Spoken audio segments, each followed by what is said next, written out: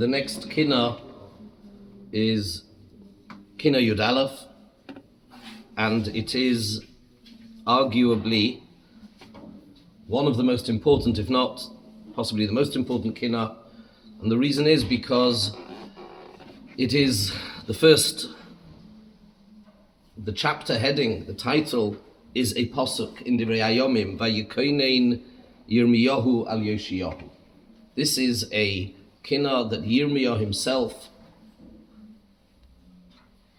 instructed, and he himself eulogized. He wrote a Kinnos for Yoshiyahu. So although the text itself of the Kinnos is not what Yirmiyah wrote, but it is one that weaves through the story, and we'll quickly recount the story. Anybody who's got an art scroll can see it, and we know it, but it's worth quickly going through the story, and then I would like to use this and focus us for a couple of minutes on, I think, perhaps one of the central themes which underpin Tisha B'Av, Golus, suffering, and our approach to it. Hard to imagine, but there was a time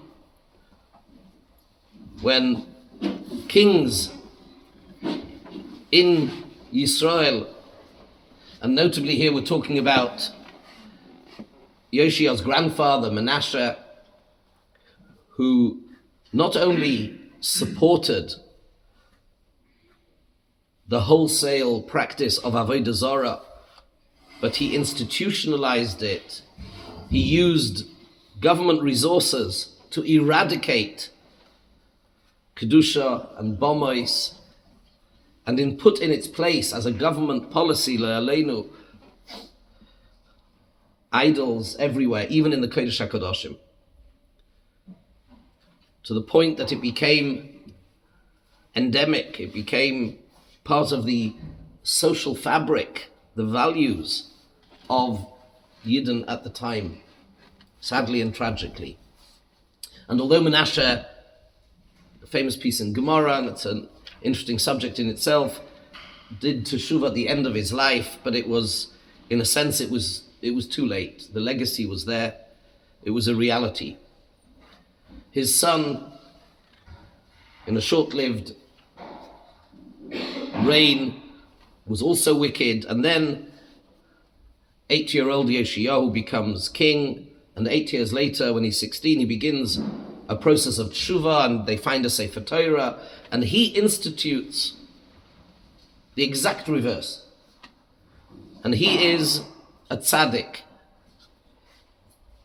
And he makes sure that every idol is destroyed and wiped out, and Torah learning, once again, Torah learning and Torah observance proliferates, and he reverses, or he seems to reverse, the wickedness of his grandfather. And all seems well on the surface. Klal Yisrael is in a really good place. There's Torah learning, there's mitzvah observance. But really, beneath the surface, there were still some who clung onto the practice of their Avodah Zarah, and almost ironically or sarcastically, it's the reverse of what lahavdil happened in the former Soviet Union, when refuseniks had to hide and clothe their Torah observance in all sorts of ruses and games and tactics. Here it was the opposite. The few pagans, the few Yidden that still were involved in Avodah Zarah and pagan practices, had to hide their Avodah Zarah, and they did so through subterfuge. They did it very cleverly, very deviously, and it was hidden between the mezuzah, inside the doorpost. In each doorpost, and the door was half an Avodah Zarah, and the doorpost was another half. And when you closed the door, then they came together, and there was a whole Avodah Zarah. But you would miss it if you weren't looking for it, if you didn't know about it. And Yoshiyah was a big tzaddik, and he did not accept that this was still happening. He was convinced now all of Klal Yisrael had done teshuvah, everything was hunky-dory, as we say. And then he gets a diplomatic missive. He gets a message from Paroi Nechai, who wants to use Klal Yisrael, he wants to use Eretz Yisrael as a shortcut on his way to a war that he's waging with Assyria.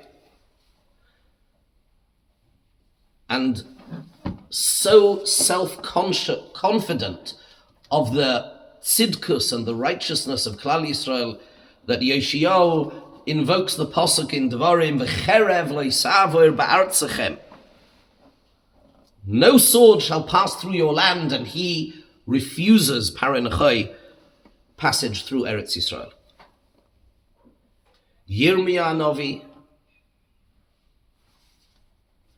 and Huldah Neviah, both, of course, being Nevi'im, have deeper insight. They have access to knowledge and insight and connection, which Yoshia doesn't have, despite being a big tzaddik. And they both say to him, this is a big mistake. We are not at that level where there is no Avodah Zarah. We can't. You have to let him go through. Things are not as rosy as you think they are. But he is stubborn. And this is the theme that I want to develop for a bit before we get into the Kinnos. He is stubborn, and he thinks he knows better. He is a tzaddik. He is an incredible tzaddik.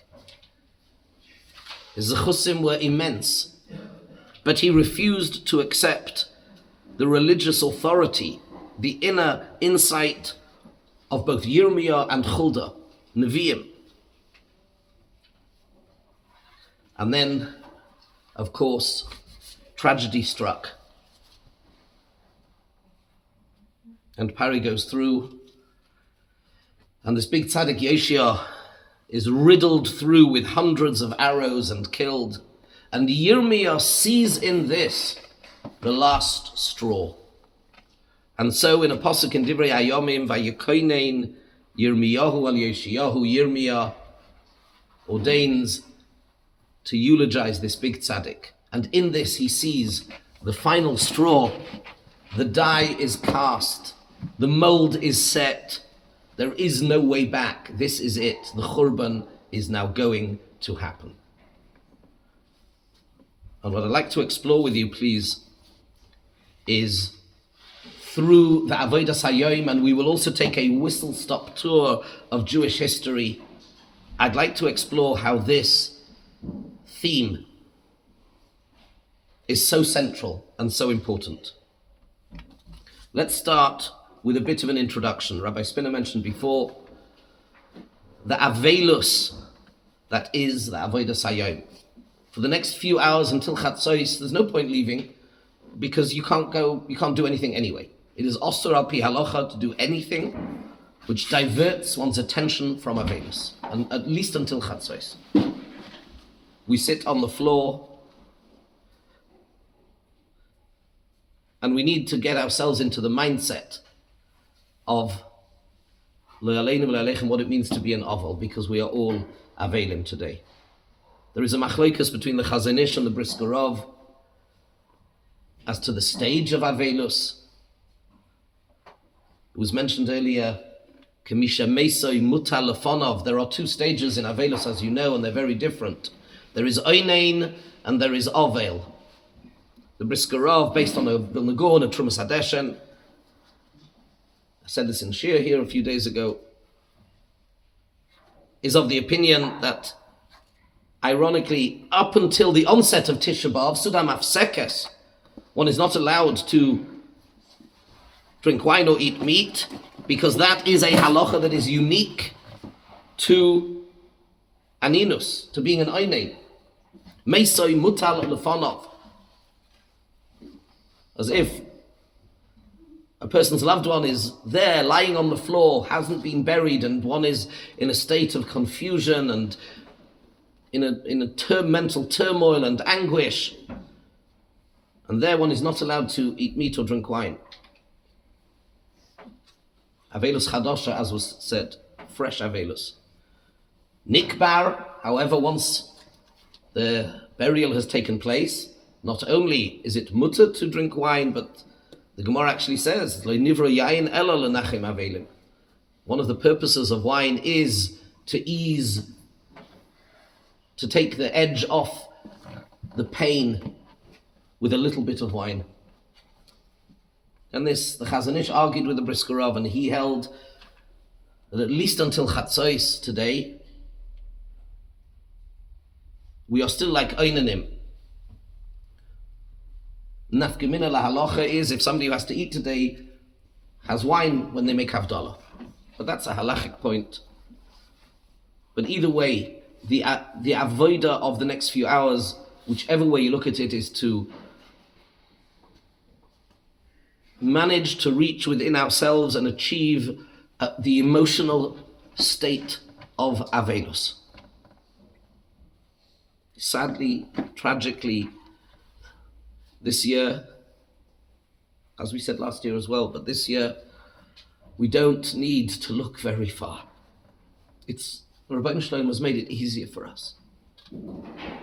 Whether we think of the hostages, whether we think of people in a very recent release, I hope you haven't seen it, but Hamas released a video of a hostage being forced to dig his own grave. We think of the Chayalim that have been killed, those that are on constant rotation. And I became aware of something else just by the way. In a recent rabbinical conference, we were addressed by Rabbi Yosef Tzvi Rimon Shlita, and he also highlighted the number of gittin, the number of divorces and broken families in miluimniks. You know, the stress that puts on relationships. Besides for those, the families of the hostages, those dispossessed, those wounded, you need to have a heart of stone not to be able to feel an ovel today. We don't need to try very hard, but we need to utilize that to dig deeper. As Rabbi Spinner said, the Rebbeinu Shalom uses the nations of the world where it is so evident that we have no friends at all, we're on our own, but they are tools, and we need to have a conversation, a much deeper conversation with Hashem, and I want to argue with ourselves. And I'd like to flesh this out a little bit, please. It is brought in Gemara and paskened in Shulchan Aruch, Kol hamisabel al Yerushalayim zoiche v'roye b'simchasa. Somebody who mourns and is in anguish about the loss of everything that Yerushalayim stood for will merit, I know it's written in the present tense, that's another shir, but will merit to see the simcha of Yerushalayim.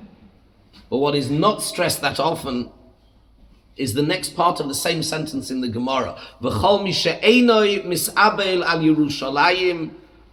If somebody is not able, at least for these few hours of the year, to be mis'abel al Yerushalayim, einoi roya b'nechamosa or b'simchasa, will not see.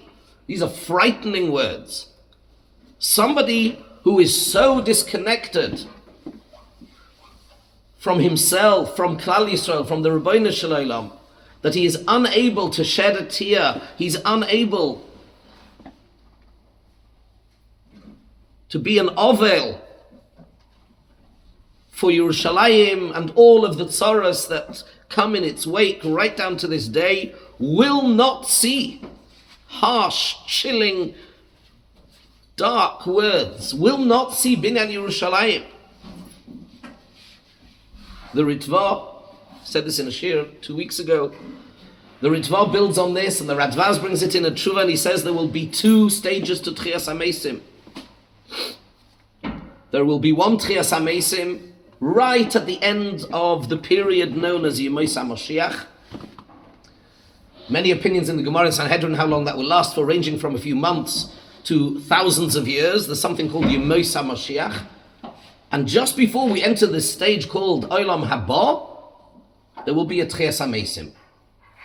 But there will be, says the Ritva, says the Radvaz, and others in Kabbalah sources also, there will be another Tchias HaMeisim.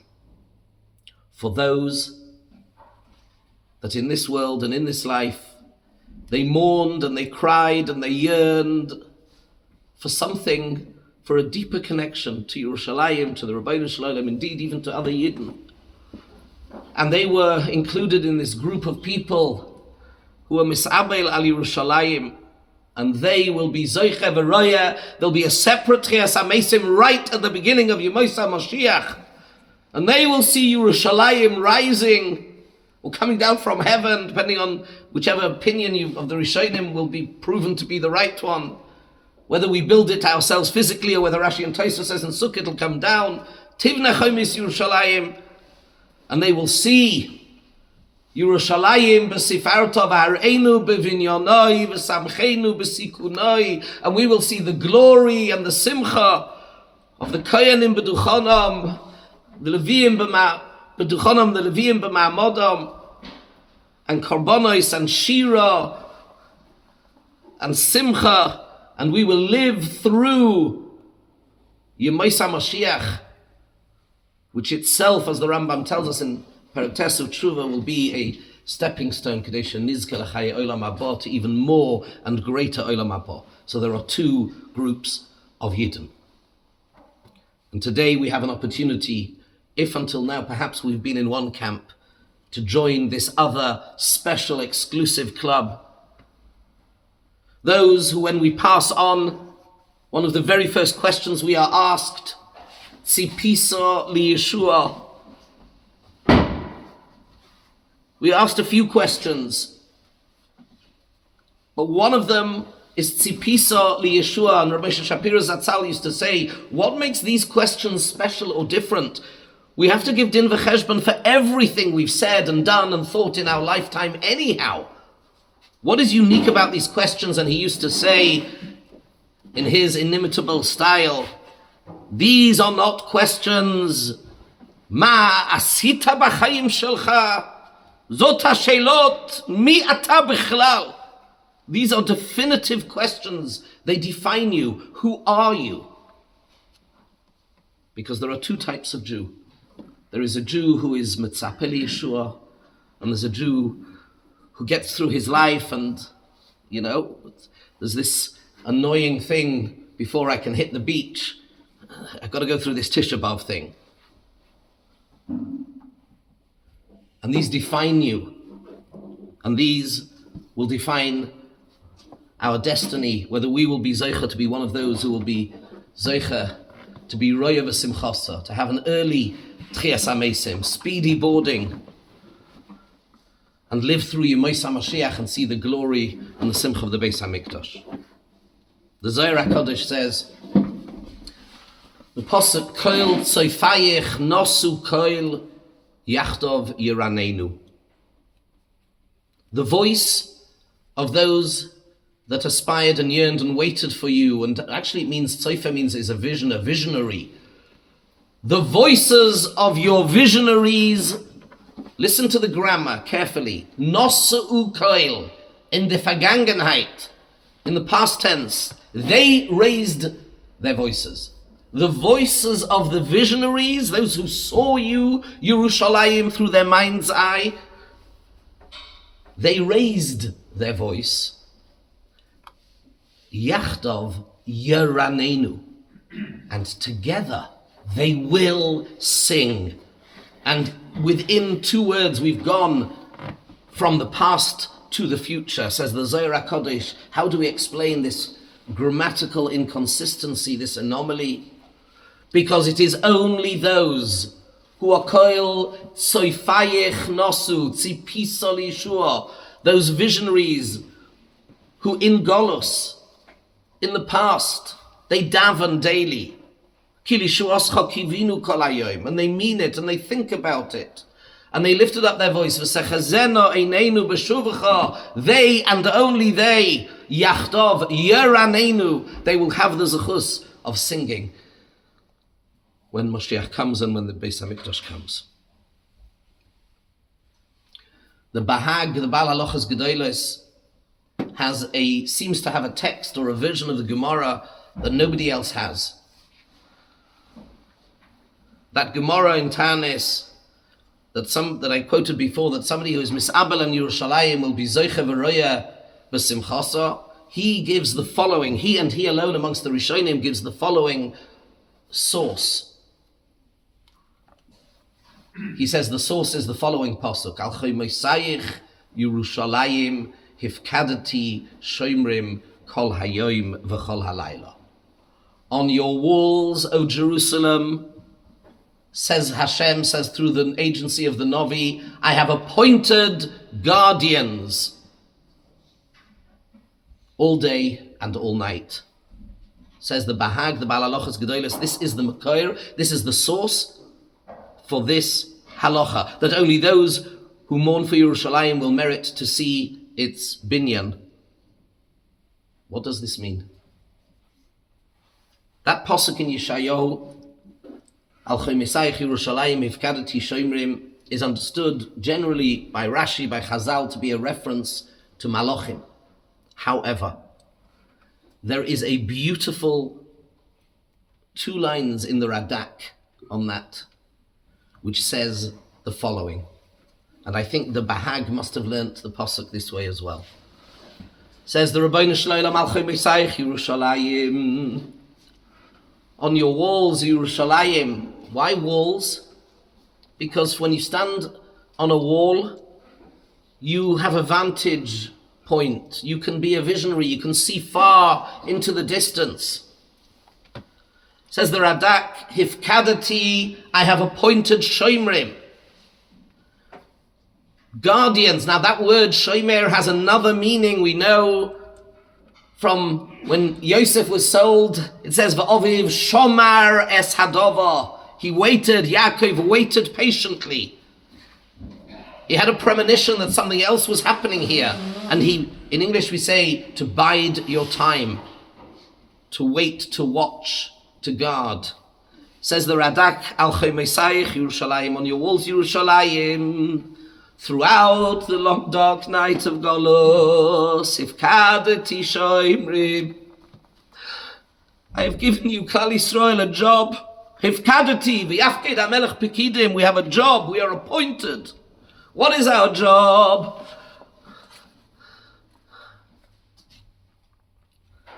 Hifkadati Shomrim kol hayom v'chol halaylo, every day and every night. We say, Boinei Yerushalayim, we wait, we want, we yearn, we ask, we beg, we plead. That's your job in Galus. Al Choymosayich Yerushalayim, Hifkadati Shomrim, says Hashem to his children. I give you a job, I appoint you to be those who are Mitzapel Yeshua, who daven for the Yeshua and the Geula and Mashiach, Kol Hayom V'chol Halaylo. Says the Bahag, those who do that, who do their job, they are misabel al Yerushalayim, and they will be zoiche v'roya. So that is our job.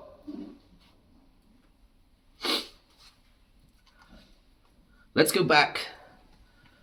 That was more by way of introduction. Let's go back to the theme that I want to develop here. Now, I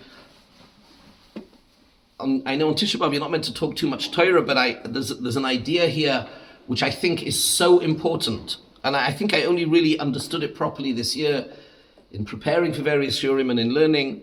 And I want to ask you a very simple question. 3 times, I believe, we find in Chazal the following idea. That if you were to have to distill, dilute, concentrate all of Torah into one fridge magnet, into one slogan, into one idea, what would that be? So the 2 that are most famous are, of course, Hillel and Rabbi Akiva. Rabbi Akiva was born 40 or so years after Hillel died. Hillel saw the Beis HaMikdash. And Hillel has this famous story which every kid in Cheder knows, but I wager nobody understands. Hillel is sitting in Beis Din. He's not a rabbi who has to give a sermon and he has to come up with an idea. He's sitting in Beis Din. and a potential convert comes before him and says, Rabbi, I want to be Jewish, but on one condition, that you teach me all of Torah on one leg. And Hillel says, no problem. And he comes up with the following: My desonaloch lechavroch lesavid, ve'idoch perusha hi zil gemoir. The English subtext, the subtitles. That which you would not like done to yourself, do not do to somebody else. And the rest, the entirety of Torah, the rest of Torah is no more than Kommentar, Erklärung. It's an explanation of that fundamental idea. And go and learn it. And if you are prepared to accept that idea and you get it, go and see the moil around the corner, jump into the mikveh, you're done. That's bizarre at so many levels. First, and perhaps the most important question is, that means you don't actually need to do anything. This is all about not doing. It's about being passive. That which you would not like done to yourself, do not do unto somebody else. First of all, what's Jewish about that? That's kind of common sense for good relationships. And secondly, it means you don't need to actually even do anything. That means at the heart of Judaism, at the Yesod, the foundation, the Grundstein of all of Yiddishkeit, is an idea about what not to do. Really? Sukkah and Tzitzis and Shabbos and Kashrus and Tefillin and Taras Mishpacha and nothing. This is it. That's Yiddishkeit. The rest is just explanation. Very hard to understand, first of all. Let's fast forward. 40 years after Hillel dies, Rabbi Akiva is born, and Rabbi Akiva tells us a similar thing, but here he puts it a bit differently. And he says, V'ohavta l'reacha kamoicha ze klal godoil b'Torah. A klal. This is the rule. The rule is V'ohavta l'reacha kamoicha. Treat your fellow man, love him, and treat him as you would treat yourself. So it's very similar to Hillel's idea, but it's reversed. It's in the positive, it's in the active voice. What you do. And by the way, these are not, there are hints, the Kabbalah masters tell us there are hints that these were not separate ideas. If you think about, for example, the fact that Zeh, if you look at the letters at the end of the word, Zeh, Klal, Godoil, Batoira, they read Hillel backwards and forwards, which is fascinating. The gematria of Akiva and Hillel together add up to Avraham, and we'll see if we can come back to that. So here we have two ideas which are the foundation of Torah. They seem to be different. The Maharsha actually asks why Hillel puts it in the negative and not in the positive, and we're going to offer another explanation. But I want to take you to another Gemara, which I think ties it all up. And this is a Gemara at the end of Makkos, where the Gemara says that we have 613 mitzvahs, and as we went through history, David and Yirmiyah and Yeshaya, they decreased the number of mitzvahs which are central and fundamental. Of course, we have to do them all until we come to the very end of the formulation, which everybody, I'm sure, knows. At the end of Nevuah, Ba Chabakuk ve'emidon al achas. Chabakuk comes along and says, it's one thing and one thing only. V'tzadik be'emunasoi yichya. A tzaddik will live by virtue of his emunah. So I have three Ma'amorei Chazal, each of which purport to tell me what the central underpinning idea that holds up, that is the foundation for the whole structure of Yiddishkeit. It's either don't do to somebody else what you wouldn't want done to yourself, or it is love your neighbor like yourself, or it is have emunah. Can we combine them? And can we show how they connect to a healthy relationship with others and with Hashem, and ultimately perhaps use that at a practical level to understand the damage that was done at the Churban, and to plan and plot how we get out of it so that we can be Kol Tzofayich, we can be those that are Misabel al Yerushalayim. And the idea is really a simple one. It's not a sophisticated one, but its application sometimes can be quite sophisticated. If I want to demonstrate my love to somebody, it can be quite difficult because people are different and they love different things. So if I were to give my wife a book on philosophy, it wouldn't win me any brownie points at all, even though I like reading books on philosophy. People are different. But there is a very interesting idea, which again today we can't really talk about because it's Tisha B'Av in too much detail. It's an idea called the inversion principle. Instead of focusing on achieving success, focus on avoiding the things that definitely lead to failure. Let's think about that in terms of relationships. I may have different tastes to my wife, who has different tastes to other people about what they like and what excites and inspires them.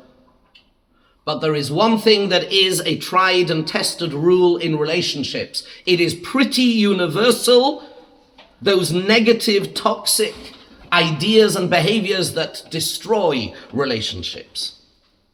Blame, complain, control, criticism, threatening, punishing. Nobody likes those. They are universal. And an idea that is rarely understood and is not appreciated enough is the road to success is paved mainly by avoiding those things which bring to failure.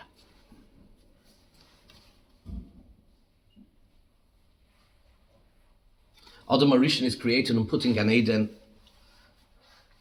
and he says to Hashem, what do you want from me? And Hashem says nothing, absolutely nothing. You see that tree? Don't eat from it. Don't. That's it. Really? That's it? Yes, that's it. Hold back for 6 hours. Don't eat that tree. Enter Shabbos. You're Mashiach, the end. But Adam feels he has to do something. And if you go through Jewish history, the Egel, the Meraglim, one after another, and we'll talk very briefly perhaps just about Avraham, because that's important. Umatzasa es levavoi ne'emon lefonecha. Trust. Trust. Stand at Har Sinai and trust the Ribbono Shel Olam that what he's about to give us is good for us because he loves us, because he cares for us. Na'aseh v'nishma. Trust Moshe Rabbeinu when he says he's going to come down from the mountain. Trust Hashem when he says Eretz Yisrael is good for you. Trust Hashem that getting up at an ungodly hour of the morning and putting leather straps on my arm makes me a better person and brings me to Olam Haba. Do I believe that Hashem really loves me, cares for me, and therefore only wants what is best for me? And if I do, my focus is on not ruining that relationship. Sur Meira comes before Va'asei Toiv. Yira comes before Ahavon. Not because I'm scared he's going to punish me, because I don't want to corrupt that relationship. Zehirus will come before Zerizus. I only have to give away 20% of my wealth in order to perform a mitzvah aseh, but you must give away your entire wealth. It is paskin in Shulchan Aruch to avoid loisa aseh. And what Hillel was teaching so deeply and brilliantly was teaching this ger to be a Jew is to have a neshama, is to have a connection to the infinite, to the divine, who loves you and cares for you. And all you need to do is make sure to cherish and guard that relationship, to believe in yourself, that you have the ability to connect, that you have a neshama. Amalek comes when we, Hayesh Hashem b'kirbeinu, when we have the corrosive toxicity of self-doubt. We can't believe, how can Hashem love me?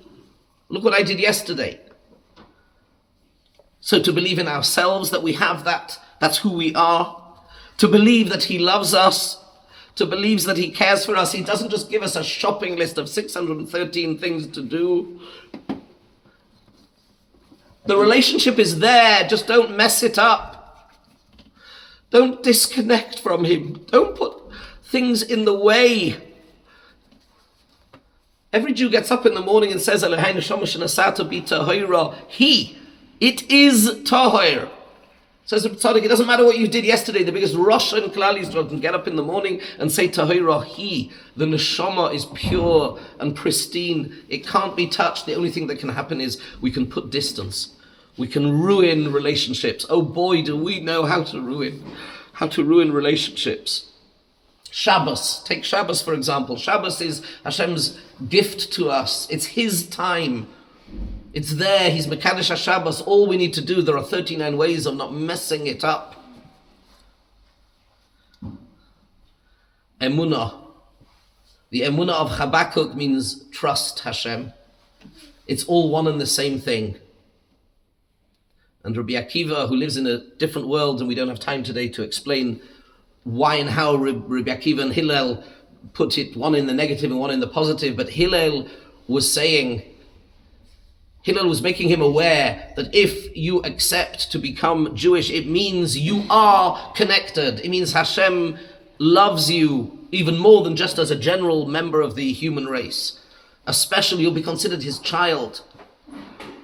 And you will need to go through life looking at religion not as a series, as a shopping list of do's and don'ts, but as a ways of strengthening that love and that connection, and more importantly, ways of not corroding that relationship, destroying that relationship, distancing yourself. And Habakkuk says that tzaddik be'emunaso yichyeh, trusting Hashem.